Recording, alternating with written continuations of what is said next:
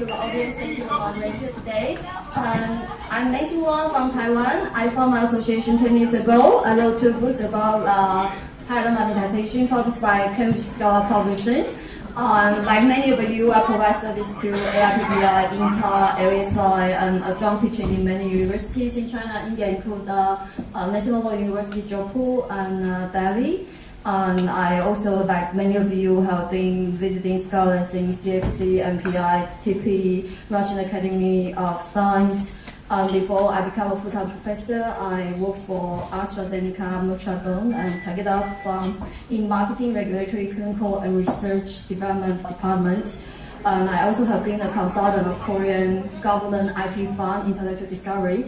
They helped me to build a skill today to moderate the section. Today, my esteemed colleagues, they will demonstrate the real case study how to develop protected IP measure and conduct due diligence for IPO, building up IP portfolio assessment process and perform IP evaluation for merger and acquisition.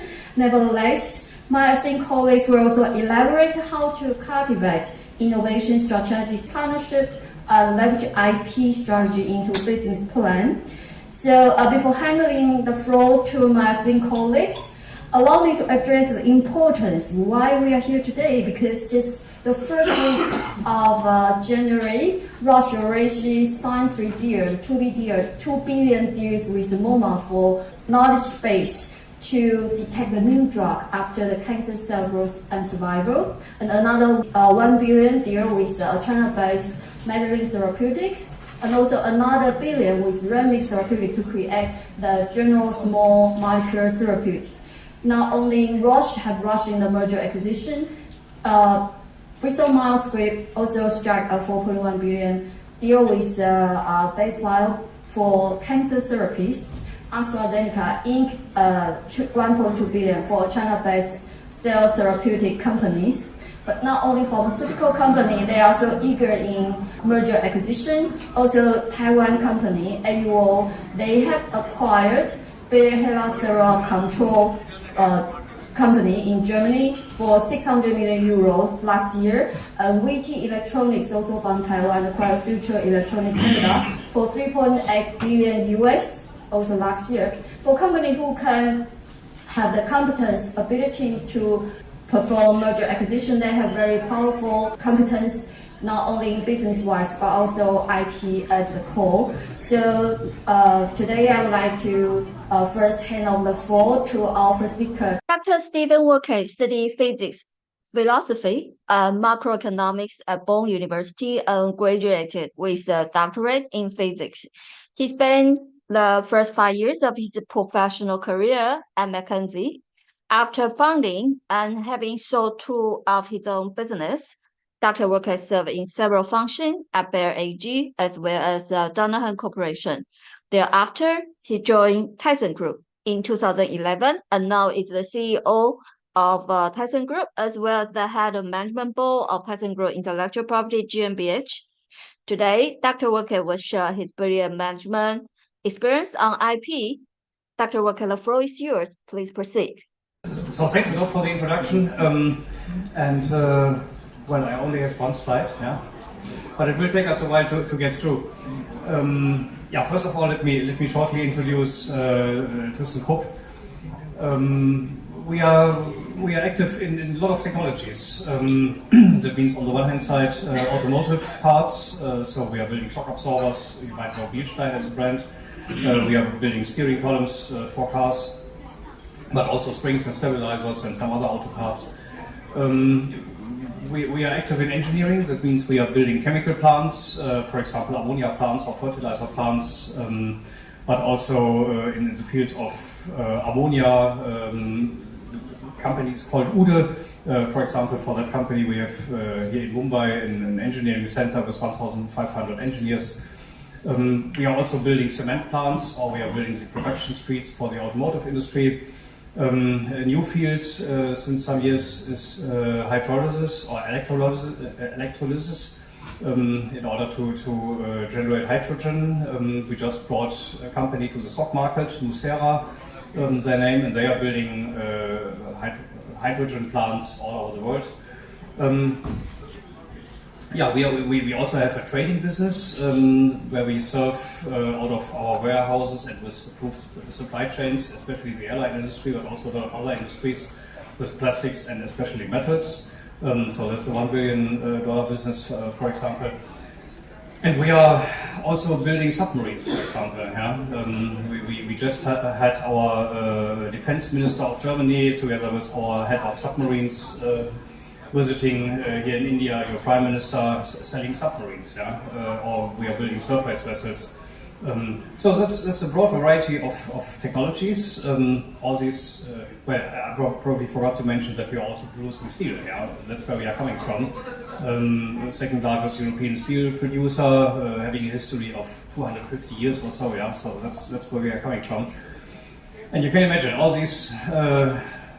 these businesses require technology, and all this technology requires protection. And yeah, when I started at Thyssenkrupp, I was in the beginning responsible for all company overarching technology projects. And well, we are talking about 500 group companies worldwide, 100,000 employees active in nearly all countries of the world, so high complexity. And when I started, one task was, well, how many patents do we have? And at that point in time, we didn't have any idea how many patents we have, since nobody counted them. And then I started to count them, and I found out that in several industries, nearly in all industries, we had much less patents than competitors. At that point in time, we still had our elevator business, which you might know, Thyssenkrupp elevators and escalators. There we had much less patents than Otis Schindler Kohle, for example, and so on. So I asked, do we have patent lawyers? And yes, we had 2 patent lawyers in the 7th level of the legal organization. Nobody found them. And with that finding, I went to our CEO. He just arrived from Siemens, told him my findings, and then he told me, yeah, please solve our patent problem. Well, that was the result of solving the patent problem. That means, first of all, I thought, what is the main task of an IP department? First of all, to protect our businesses. That means simply to ensure that our businesses, all our businesses worldwide, don't have any IP issues with inventing products, producing products, and selling products. That's it. Yeah. So we call that effective IP protection, simply to ensure that we are not hindered in our production or making revenues out of IP issues. And the second task of the IP department is the efficiency topic. That means to create that IP protection in the most efficient way. That means to getting as much IP as possible for as less money as possible. Yeah? So that's what you see on the left-hand side, effective IP coverage and efficient IP, creating that efficiently. Well, I put some small graphics there. Something happened in the recent years in these 2 dimensions. First of all, we started, when I started, we were below 300 first filings. We doubled that in the recent 10 years to more than 650 first filings. The same is true for the patent stock, which we nearly doubled in the recent 10 years. But then we sold our elevator division. We will come back later to that in the context of M&A. We sold elevators, escalators, passenger boarding bridges. We sold our mining division. So we reduced the patent stock a bit, also the first filings. But now we are just ramping up again. So currently we are in the area of more than 400 first filings and continuing to do so. So that's on the effectiveness side. We also sometimes get nice letters to our board members from the patent offices, from the European Patent Office or the German. Welcome back. That means now you, as a big industry conglomerate, you are back in the patent field. So that's good. And on the efficiency side, in the beginning we dramatically reduced the IP costs. Yeah? When I started, we worked together with 80 IP law firms worldwide. Everything what you could imagine happened. That means we had different pricing conditions of one IP law firm with the different group companies. We had even IP law firms deciding what to file, and then they took the money from us. Yeah? So, and then I started with the dramatic insourcing, and that led to significant reduction of the IP costs on the one hand side. Of course, they later grow again by volume. Yeah? In the beginning, it was a very high effect. So, if we talk about these 2 dimensions, effectiveness and efficiency, One of the first tasks was, you can imagine, we had these 500 group companies, all patents being split up somewhere in these group companies, and all these group companies have different names. A lot of old German names, like Ude, like Polysius, like HeTV, like Lohmann Voss, and so on. Yeah? But nearly no one of these companies has the name of Thyssenkrupp. But on the other hand, we would like to achieve a situation where all patents are under the name of Thyssenkrupp. Yeah, that's the old game. You simply need to be visible in the registers, and a lot of patents under your name, which really has some effect in the market. But I could not transfer all patents from one company to another, especially if you move across the German borders, then you always have a tax risk. Therefore, we thought about a smart solution to achieve the goal. On the one hand side, to have all patents under the name of Thyssenkrupp, but on the other hand, avoiding tax risks. And the solution is the first line: create a common IP shield where we differentiate between economic and declaratory ownership. The economic owner of a patent is always a business unit, or precisely the legal entity, where normally the patent is used, where the inventor is sitting. Yeah, whoever is using the patent. But there is always a second declaratory co-owner, which is always the Thyssenkrupp AG. And I checked with all legal major legislations, in this case with a large law firm, with Baker McKenzie, that we are able to act out of that declaratory ownership. So we are able to file a patent, go to court, fight for everything. We could give a license, we could do everything out of that declaratory ownership in all major legislations of the world. But we are not the economic owner as Thyssenkrupp AG, our mother company. So this construction serves both purposes. Yeah? On the one hand side, where we started that 10 years ago or 12 years ago, so in another 8 years we will have all patents and all trademarks under the name of Thyssenkrupp, but we avoid any tax risks. So some German companies already also start that solution, but it dramatically helps. Additionally, you need to go to the German finance authorities. Yeah? You need to get I only know the German word, verbindliche Auskunft, which is a binding information that they will not collect taxes afterwards. Yeah? That costs some money, but then you have the security that this construction is tax proven. So the next, now we have the IP shield. Yeah? The next step is stimulate and incentivize IP creation. So in the beginning we were deeply convinced that we have 3,000, 5,000 brilliant engineers somewhere in the world, but nobody asks them for patents. And therefore we simply traveled everywhere. Yeah? And probably the most important instrument was harvesting. Yeah? Traveling where you have our 100 engineers developing elevators in southern Brazil, or our 100 engineers developing mining equipment in northern Brazil, or our submarine sonar algorithm people in Australia, or our shock absorber people in Germany, and so on. Yeah? Simply to travel where we have a significant amount of people doing engineering and listen to them. What did you do in the recent 20 years? And then write down what they did and then try patents. But after a while, that's exhausted. Yeah? Then we used the TRITS methodology, where you formulate a problem abstract, you solve it abstract, then you go back to reality. Normally you don't solve the problem, but doing that with 10 engineers in the room for a day, you have so much ideas that it really makes sense. Then we have key buying factor workshops, where we have the sales teams being involved. So we do both directions. We ask the sales teams, where do you need sales arguments, and then we put specific IP on that. But also the other way around. That means we help the salespeople that they understand what IP we have and to use it in sales argumentations. Then we have service workshops. Additionally, we have now AI application workshops. Yeah? So currently I'm talking to all our business leaders, telling them the AI story. Yeah? The AI story has two parts of the coin. The first is our IP department is helping you to ensure that your AI applications are being protected by patents. First of all, they could be protected, software could be protected if there is a change or effect in reality, and we have patent lawyers who help you to protect it.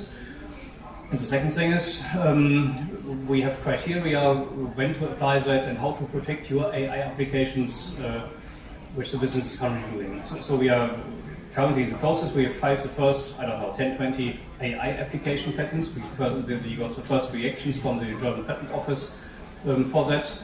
I could endlessly discuss about how they apply the criteria and which criteria of newness and technicality are critical and how you could survive these, and so on. So it's an interesting field. So that's the first more important point of the AI discussion.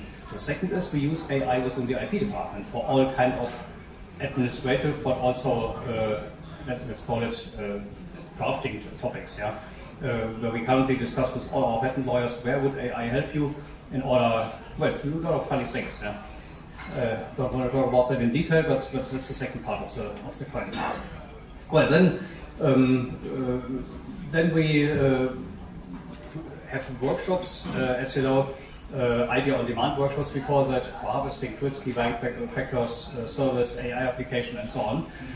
But then we thought about how to incentivize inventions. That means we set up a global inventor incentive where inventors very early in the process see on their personal accounts that the company honors that they give us their technical inventions.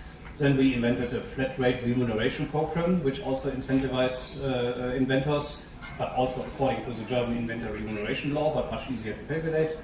And we also have certain rights of inventors which we buy according to the German law. But they are more or less also valid in all other countries of the world in order to get some unification there. So that's about simulation and incentivized IP creation. Now we have the shield, we have a lot of ideas, but now we need to give these ideas some direction. And with that, I discussed with all our business units, please, or with all our R&D heads, please give me a technology tree. So we always need a mutually exclusive but collectively exhaustive set of new technologies. We write that as a tree with 1 or 2 or 3 levels, and then we write behind that what technologies you already have, or what IP you already have. And then we write behind that what competitors have. And if competitors have much more IP in a specific branch of the tree, then we need to do something. And normally the head of R&D has additionally an idea where he wants to do something. And out of that need to do and want to do, we said, well, let's define 1 or 2 or 3 focus points where you really want to develop IP, given the fact that you don't have enough. But not 0 IP foci and also not 10, only 1 or 2 or 3, where you really want to catch up to the competitors. So that's what we discuss as an IP focus. We also put that for annual discussions. That means I have 1 hour with every CEO of our group companies every year, and there we discuss in detail your current IP focus, are your IP processes working, what is your competitors doing, do we have the right FTO processes or the right competitor observation, all that stuff, But that's a necessity. Every CEO needs to discuss with me for 1 hour per year about his IP status and all competitors and everything. Well, and then we set up understanding IP environment. I had 25 different systems of competitor observation in the company, some working on paper, some on rotating CDs and whatever. I switched everything off.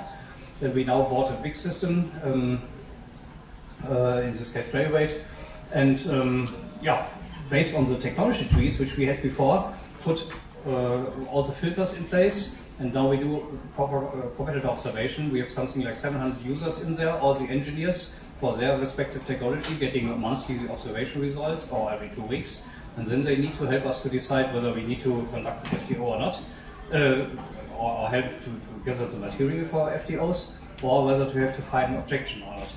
And that dramatically helped to improve the understanding of competitors and not to go into any FTO risks. We also measure the IP risks very systematically. So 2 years after starting with IP, I thought, do I have a view on the complete IP risk portfolio of Thyssenkrupp?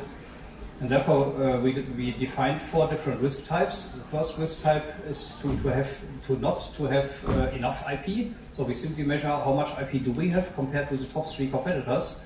And if we have less than 70%, you get a red ample. And if you have less than 30% of the average of the top 3 competitors, then you get a red ample. So that's the IP substance risk. The second one is the IP infringement risk, where we asked what is the proportion of revenues which the business unit is doing, which previously went through an FTO analysis with us. And there we also asked, is it 70% or 30% or even less? Then you get yellow, red, green amples and so on.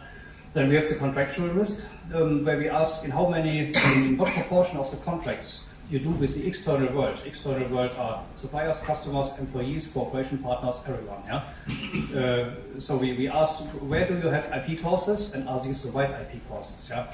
And also based on that, we do a risk assessment, which also gets some answers, you can imagine. And then the trade secret risk, where we also ask, are the trade secret structures in place? That was my previous talk half an hour ago, where we ask, do you have a trade secret officer? Do you have the physical actions in place, the IT actions in place, the legal actions in place? Are you dealing with trade secrets in the right way? And out of these 4 risk types, substance risk, infringement risk, trade secret risk, and contractual risk, we create a risk matrix, and every CEO of every group company gets it from year to year from me on the one hand side.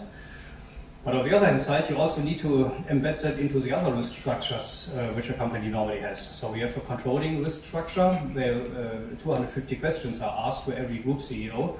Whether you have a fire insurance and everything, I also need to answer these. And there we have also these 4 different risk types for IP risks in there. That's the one thing, so the more normal company risk controlling. And the second is the internal audit team. So as every big company, we have an audit team, something like, 50 people running around for every of the 500 group companies. From every 5 years or so, they are audited. Yeah? And from now on, they are, since 5 years or so, they are also audited for IP issues. So we wrote a large audit guide, something like 20 pages, yeah, where the audit people could now go into a company and ask for all these different risk types and how the company is dealing with IP. Yeah? And you can imagine these processes have to be very robust, since we have to apply it always for 500 companies. So that's about IP effectiveness. Create a common shield, stimulate IP, give it direction, and understand the environment. On the efficiency side, probably the most important action was that the business units need to define on their own what IP they need. So at the beginning, it was much too dangerous for me, alone with 2 patent lawyers, to decide what to file and what not to file. Therefore, I thought, well, let's use collective or distributed intelligence. The business units need to define on their own. So I asked all business units to form an operative patent council, always head of R&D and head of marketing and sales. And they should sit together for 2 hours every 2 months or 3 months. And then they should discuss what inventions they got in the recent 2 months and whether they want to file it or not. And finally, in which countries. Yeah? And well, the meeting takes place in Excel, not in PowerPoint. Yeah? And then the head of R&D will say, well, I want to have all these inventions being filed, all good ideas. Yeah? And then the head of marketing and sales will say, well, we are active in the following 5, 10, 20, whatever countries. And then there is a very nasty figure on the bottom hand right side of the Excel spreadsheet, which is growing and growing based on their decisions. And suddenly they both get nervous, and suddenly they say, well, that's too expensive. And then the head of R&D will say, well, I remember my IP focus and I don't need every invention. And the head of R&D will say, well, we will, our word on that was always, we will never build a cokery in Venezuela, yeah? So we don't need cokery patents in Venezuela. Yeah? And so finally, these 2 need to take a full cost-based decision what IP they need, and they can completely freely decide. And then they need to give that decision to me, and with my team, then I'm creating the IP. That means, at that point in time, working with 80 IP law firms, but by hiring patent lawyers, it was my decision whether we apply an external IP law firm or whether we do it in-house. And the IP always costs the same, but my contribution to saving IP costs was hiring patent lawyers. Yeah? And therefore, from year to year, the price for a patent went down and down and down simply by hiring patent lawyers. And it was always the decision of the IP department whether to do it in-house or externally. So with that mechanism, the business unit decides what and where, and we decide how we solve that. Then we have some figures which we created, KPIs. In the beginning, we had a lot of different KPI systems, and we had reportings to individual board members, even conflicting reportings about IP. We always needed to solve whether we counted the patent rights. I switched off all reportings immediately, and then we defined 5 different figures. First of all, the number of inventions I get per 1 billion euro R&D spend. Then the number of patents, the number of inventions which make it to a patent. The third one is the number of countries where we file a patent and how our country shield is spreading up. So is it 3 countries for the automotive industry, which normally files only Germany, US, China, that's it. Yeah? Or is it the right 10 countries or 20 countries for cement plants? Yeah? Then the innovation rate, how many new patents do we get compared to the existing ones on the basis of patent families? That's the innovation rate. And do we need 2 years like the telecommunication industry? Or is 6 years enough like the automotive industry? Or is 20 years enough for submarines? Yeah, that's fine. And then the IP density, that's the number of country patents per revenue. The rough figure is 1 patent per 1 billion euro revenue, but that's depending on industry. And everyone only gets these 5 figures, and the basic data, that's all the reporting, that is one single source of truth, our IP department, and that's it. Yeah, then we started to build an IP community. As you can imagine, all these 25 business units, they already had a small IP department, no patent lawyers, and they contracted with every IP law firm in the world individually. And therefore, I needed a new role for them. That means I told these small IP departments, from now on you help your inventors, you do small searches if you want, and you prepare the operative patent council, but that's it. Yeah? And we as the central IP department, we do the filing, internal or externally. So we built an IP community with all these small IP departments. We call them IP coordinators. They are somewhat our backbone on the one hand side, but on the other hand side now they have a different role. We educated them a lot, we put a lot of trainings in place, we gather them on a worldwide basis. Every year, it's now a network of something like 40 people full-time and another, let's say 80 people very part-time, which are all sitting as business units and are our connection point, more or less. We also have different advisory boards, the CTOs, we have an IP dialogue, we have our patent system advisory board to help us with the system, all that stuff. Yeah, and then I wrote that as IP governance. Yeah. You can imagine every company has a set of rules. Yeah. We call that TAA catalog. That's transactions which require approval. For example, I as a CEO of a group company, I cannot sell houses or buy houses. Yeah, of course.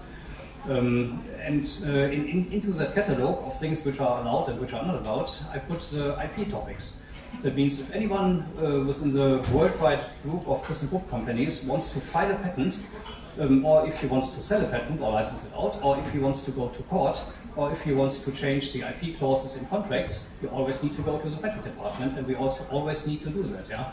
That seems very natural for big companies who do that since 100 years, like Siemens or like Savaras. Yeah?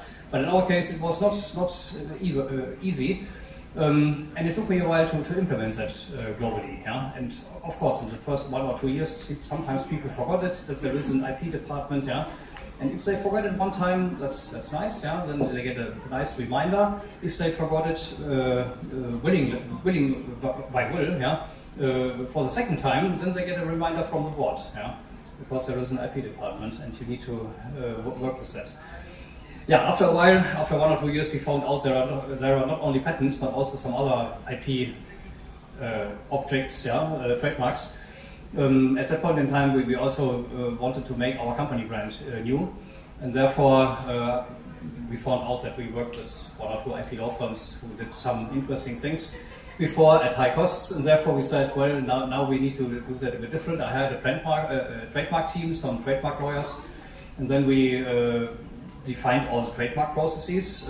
Probably the most important point is in the beginning, please talk to us, yeah, before you invent a trademark, and the management is already relying on that, but please first talk to us, yeah, whether it's unique, whether it's not already gone or something. Yeah. And of course, please also reflect all the other trademark processes points. And then we started to file our company trademark. That means very carefully filed it in I don't know, 120 countries, very differentiated by classes, not everywhere 25 classes, but sometimes only 3 or 4 and so on. Yeah. And then we discussed about defend the not used brands. So you can imagine we have a lot of very old brands which we are currently not using. Yeah? Probably the most important is Krupp, which is a large German history, but Thyssen as well, but also some other very well-known German names. And we needed to tell people, well, at least you have to follow one of these 4 strategies. Yeah? Either use it in small quantities, one of these old trademarks on every 1,000 package or so, yeah? Or refile it every 2 years, which we do for example, Krupp in the US or in some other countries. Or use it in product names, yeah? Our NOx reduction process, NVNOx, now is called Ude NVNOx, yeah? Udo is a mother company and Envinox is the process. So that's also an option. Or license it out to someone who is friendly. But you have to use one of these 4 strategies, otherwise the old brand mark, trademark, which you don't use, might be gone. Yeah?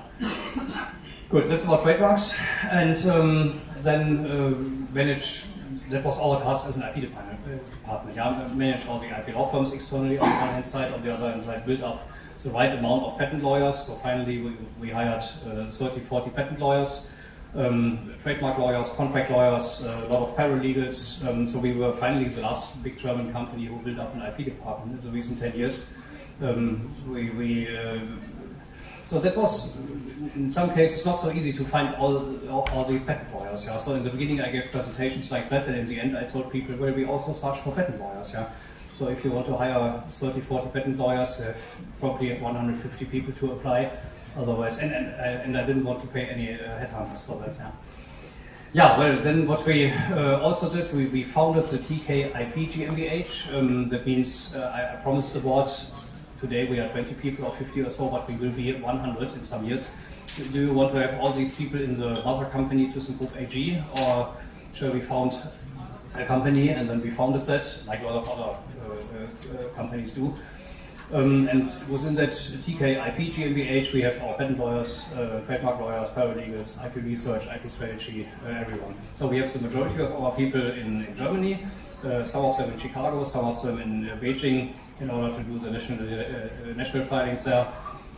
Up to now, not in India. I was always thinking about starting a small office here, especially for IP research, but also with patent lawyers.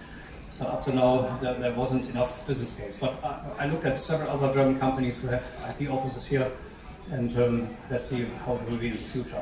And then we went back into the associations. That means to the VDA, which is the German Automotive Building Association, the VDMA, where I'm heading the IP subgroup, which is the Association of Machinery Builders.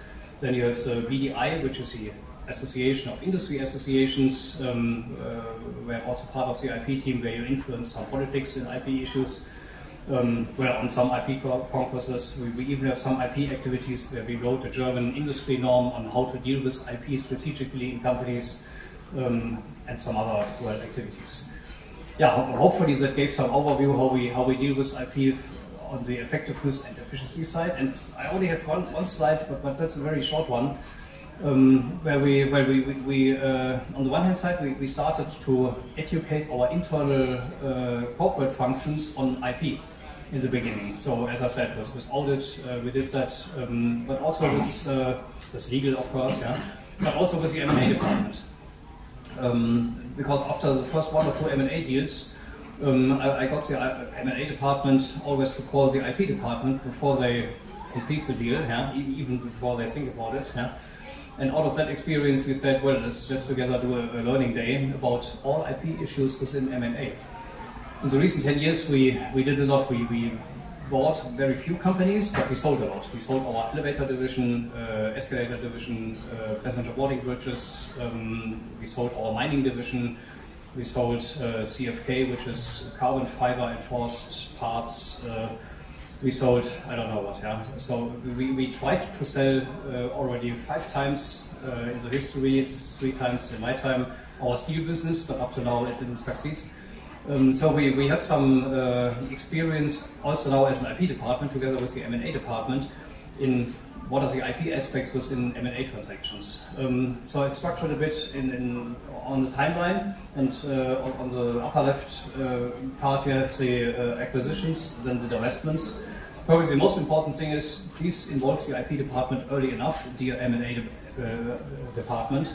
First of all, who is responsible on your side? Then I will clarify who is responsible on my side. Yeah. Then we need. Then of course we will go into the process of an evaluation. There could be an evaluation of core IP or the evaluation of the IP where we want to buy someone. And then I always need to get the information from the M&A department and especially from the tax department. Should it be a high evaluation or a low evaluation? Yeah, since evaluation is not very objective. Yeah, we know all the methods. We know how to evaluate by cost of producing IP, or to evaluate by the DCF method, or even by real options with the Black and Scholes model. But we need to know whether it should be high or low. Yeah? There could be reasons for both. Not the obvious one. The own IP is very high, and the IP which we acquire is very low. But it could be vice versa for tax reasons. Yeah? Since we have these, I already know the German word, but it's Postvorträge, where it's losses in the future. Yeah? And therefore, for some reasons, it could be completely different than you thought. And therefore, we need to know it before. Then we do the evaluation. In uncritical cases, we do that on our own. In other cases, we do that with externals, with the KPMGs also. Yeah? And well, then we support the M&A department in confidentiality agreements, in memorandum of understanding, even in well, whatever is legally necessary for both parts of the deal. Then we walk into or give support for the data rooms, yeah, where normally there are a lot of things which need to be delivered from list of patents, list of trademarks, list of whatever happens, yeah, list of ongoing cases. In some special cases, especially if you have not divestitures or acquisitions, but if you have an IPO, yeah, there might be legal opinions necessary, which we just had for critical cases and so on. Yeah. Then we support contract negotiations, and finally we also support, of course, the final contract for all IP issues. Yeah. Yeah, so you can imagine behind that there is a 50-page document how to educate the M&A department on IP issues. Yeah, hopefully that gave some overview, and let's move to the next one. Thank you very much for Dr. Wolke's excellent presentation.